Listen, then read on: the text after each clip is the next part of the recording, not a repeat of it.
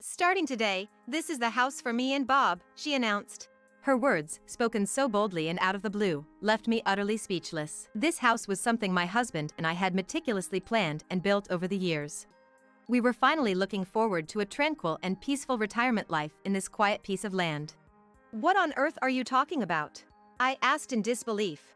Well, haven't we been living together all this while? As your son's wife, it's only natural that I live here. She spoke, as if it were the most obvious thing in the world. Yes, we had indeed been living together, but the countless troubles she had caused over the years were immeasurable. I had been planning to cut ties with her as we moved to this new place. So, where's my room? She cheerfully asked, prancing around a certain room like an overexcited child. I'll be taking the largest room. Old folks like you don't really need such a big space, do you? She added. Taken aback, I replied without thinking. What? You don't have a room here? What? She exclaimed, her eyes wide in surprise. It appeared she genuinely believed she would be living in this new house. Well, if you really want to live here that much, I responded. My words seemed to have struck a nerve as she turned beet red and angrily confronted me. Even after showing her a suitable living space, she seemed unsatisfied. I had made up my mind I was going to get back at this self-centered, greedy daughter-in-law of mine. My name is Catherine Sanders. Until recently, I was working as a caregiver. After retiring in my 60s, my husband, who also retired around the same time, and I have been enjoying our peaceful days together. It was in my late 20s when I married my husband and gave birth to our son. Despite our busy lives, we worked together to manage household chores and child-rearing, which was quite enjoyable. Perhaps because of the ample love we showered on him, our son grew up to be a kind and considerate young man, just like his father. After getting into a prestigious university, our son landed a job in a major corporation and has been doing well. Now in his 50s, he remains as caring and thoughtful as ever.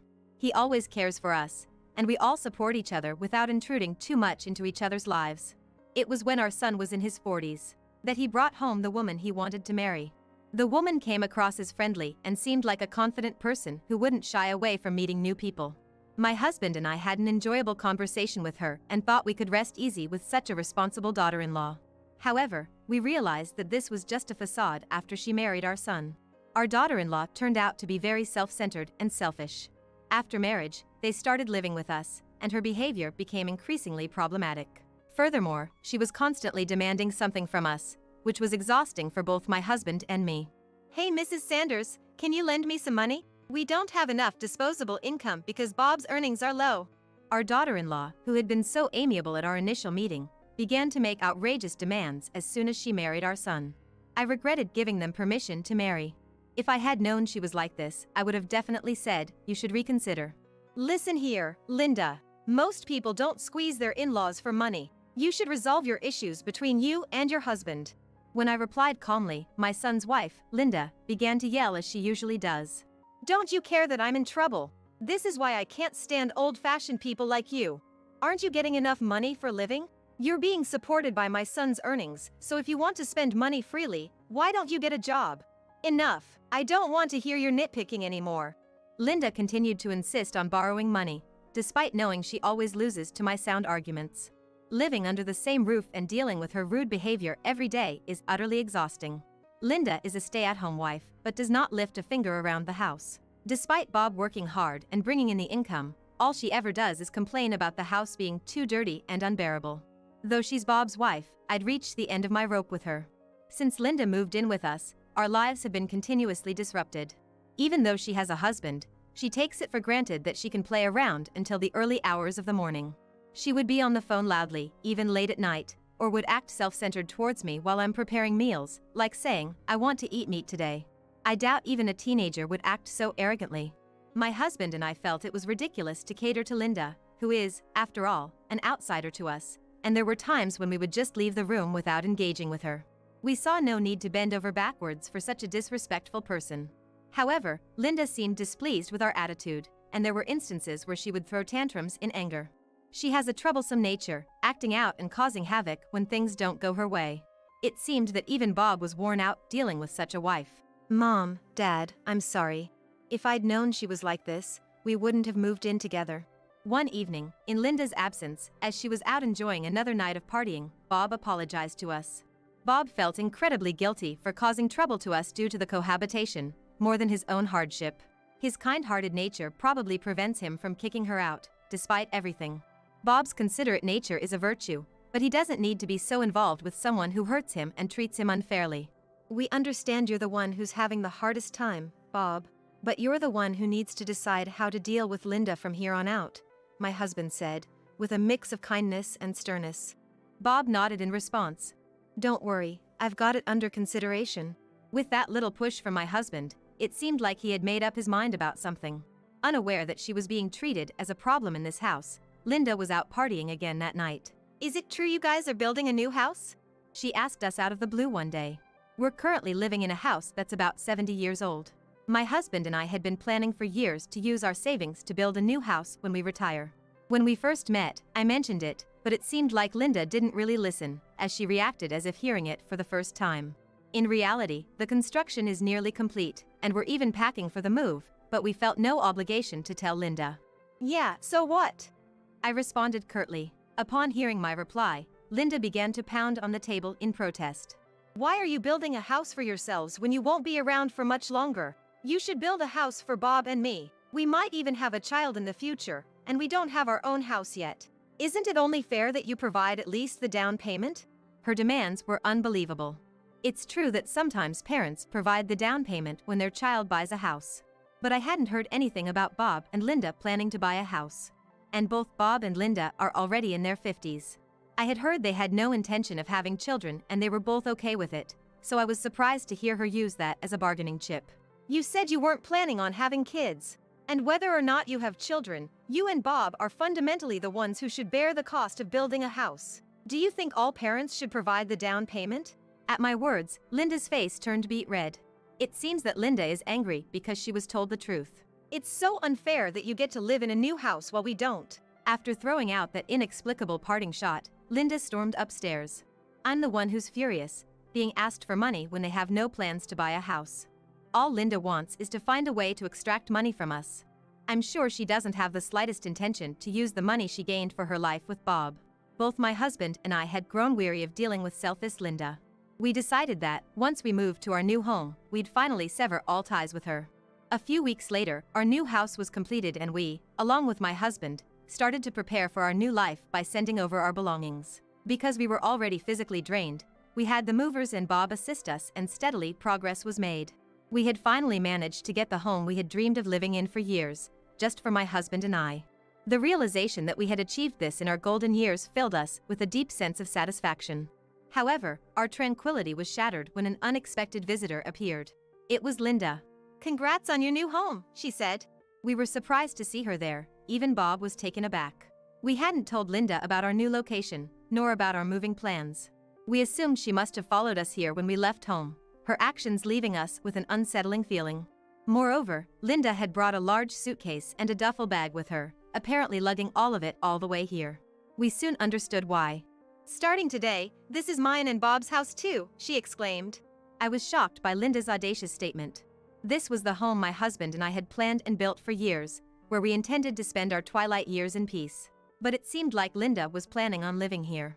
What are you talking about? I asked. Well, we've been living together up until now, right? So, it's only natural for me, as your son's wife, to live here too, right? Linda said it as if it's the most natural thing in the world.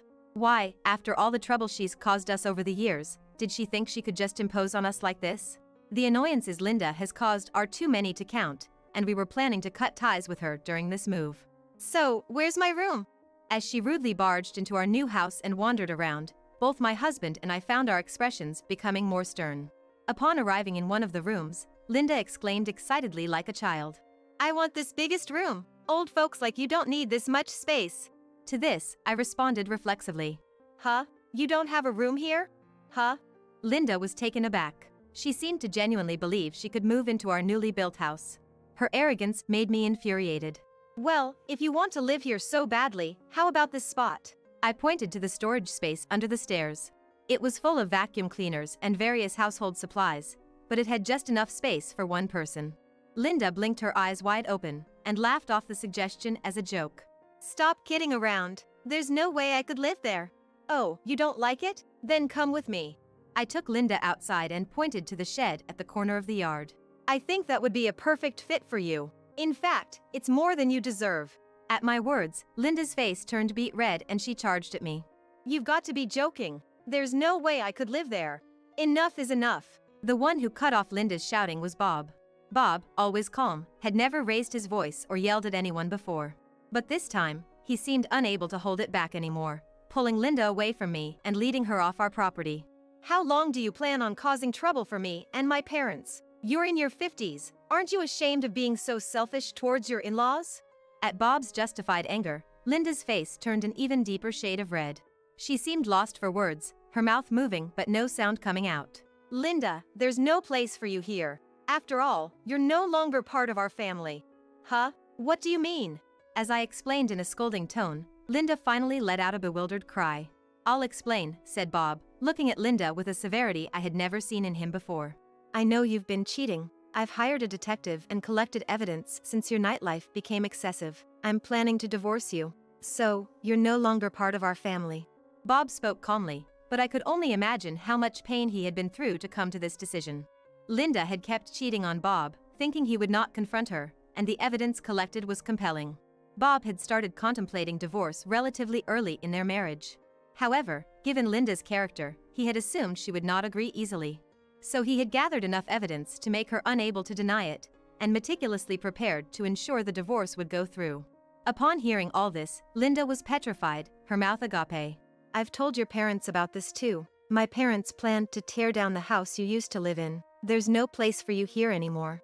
What am I supposed to do when you drop something like that on me all of a sudden? She exclaimed. As an adult, you should think for yourself. Anyway, make sure you never come near our house again. Although I presume you won't have any time to spare, was the reply. Linda, who was coldly disowned by our family, remained immobile, slumped on the porch. Bob forcibly sent her away because leaving her here would cause trouble, but I didn't feel the slightest bit sorry for her. After moving to an apartment closer to his workplace, Bob initiated a divorce through a lawyer. Because of the solid proof of infidelity, there was no way Linda could escape. My husband and I proceeded to arrange for the demolition of our original family home. It seemed that Linda had plans to move into the original family home, but the demolition had begun and she was now without a place to live. We've already cut ties with Linda, and she's about to divorce Bob and become a total stranger again. Yet, her audacity to try to stick around in our house is unbelievable. She probably didn't care if others were inconvenienced as long as she benefited. However, even her own parents wouldn't forgive her for such behavior. She had tearfully turned to her parents for help, but they already knew the situation from Bob and turned her away, telling her not to rely on them only in times of trouble. Later, we received an apology directly from Linda's parents. From their worn-out expressions, we could tell they had been having trouble with her for a long time. With nowhere to turn and no savings to hire a lawyer, Linda had no choice but to accept the divorce. Bob, finally divorced, looked visibly relieved, as if a burden had been lifted from his shoulders. Linda's not working, so she's likely to have a tough time from here on out. I am so glad that I managed to divorce her. After his divorce from Linda, he no longer needed to worry about living expenses or savings and was able to focus even more on his work. My husband and I were not informed at the time, but apparently Linda was dipping into the savings account. Her extravagant spending was a concern that he might bankrupt himself. Now it seems he's living quite freely, which, as parents, is a relief. Just when we thought we could live peacefully, something happened. Linda visited our new house. When we looked at the window, we were surprised to see Linda there. She had aged significantly since the time she was married to Bob. Her hair was a mess, her skin lacked elasticity, and her clothes were shabby. Even though she should have gotten some shared property during the divorce, she might be struggling with life so much that it's still not enough. When we opened the door, there was Linda, repeatedly apologizing. Whether she was sincerely apologizing or not, either way, not a shred of sympathy was aroused in us. What do you want? I am so sorry for everything. I have lost my home, my parents have disowned me, and I have nowhere to go. Please let me live here. After all she had done, did she really think we would let her into our house if she begged enough? If so, her thinking is way too superficial. Do you realize what you're asking, after all you've done? You didn't contribute to the household chores while living with us, and you spent my son's money. There is no benefit for us if you live here. We are not a family anymore, you know? I know. It was my fault. So please let me live here. Linda's apology lacked a sense of guilt. She didn't understand why she had been kicked out of the house and served with divorce papers. Rather, she seemed to be under the impression that if she apologized persistently enough, we would give in. Enough. You made both us and our son suffer for a long time, always asking for money, without any consideration, always selfish. Why would we want to let a person like that into our home? Please go back." As we coldly responded, as expected, Linda glared at us with anger-filled eyes. It was clear at a glance that she had not reflected on her actions. "Just because I'm begging, you should at least let me stay. You're so stingy, it's terrible. Then why don't you go and ask at some other people's houses? If they're kind, they might let a suspicious woman like you stay." Linda grimaced in frustration, but suddenly, her face turned pale. It was dark and hard to see, but upon closer look, there was a stray cat rubbing against Linda's feet. When Linda started to scream and flap her legs, the stray cat ran away. But when a meow sounded from inside the house, she immediately tensed up. "Do you have a cat?" "Yes, we just started keeping one recently. We've always wanted to adopt a rescue cat." At my response, Linda's cheeks twitched. "I can't believe it! You're keeping a cat!" "Oh, aren't they cute? Why don't you take a look before you go?" "I don't need to." After yelling, Linda bolted off at incredible speed. The truth is, we did start keeping a cat, and we had discussed adopting a rescue cat with my husband long before. The cat that became attached to us is so cute, it makes us completely smitten. We only found out recently that Linda is severely allergic to cats. We happened to learn this while speaking with Bob, so it's not that we got a cat to drive Linda away, but in the end, it did help us fend her off, so we owe the cat our thanks. Since then, Linda has not visited our home. After that, Linda seemed to have barged into Bob's apartment while searching for a place to live. But she was ruthlessly called out by the police and was swiftly taken away, so she was unable to enter his apartment. Since then, we haven't seen Linda. But we heard through the grapevine that she was seen walking around a town in a distant place. Linda had no choice but to start working for her future life, and it seems she is now living out of state. However, for Linda, who has lived off men and hardly worked before, even a part-time job seems to be tough. Due to unfamiliar tasks and her overly selfish personality, it seems she can't keep a job for long and often gets fired. The hard-earned money she finally makes disappears in living expenses, and it seems she is now living day to day while working at a factory that comes with a dormitory. She has always done as she pleased, so it's only fair she goes through such hardships. I think it's good for her to experience firsthand how hard-earned money can easily disappear. Bob has always been troubled by Linda's extravagant spending. Furthermore, it seems that Linda has been officially disowned by her parents. Her parents, who have been put out by her extravagant spending and inflexible selfishness since long ago, have decided to cut ties with their daughter. I don't think Linda's parents are wrong in their decision. There's no rule that says all is forgiven just because they are family. My husband and I are living happily in our new home with our new family member, the cat. The time we spend playing with the cat while feeling smitten is so enjoyable and peaceful, it's irreplaceable. Of course, we also meet Bob occasionally, and going out for meals or hearing about his recent events is also a pleasure. Ideally, I wanted Bob to grasp this happiness too, but he might have new encounters ahead. When that time comes, I hope he lives with a partner who respects and cares for each other. I also want to cherish these happy times with my husband.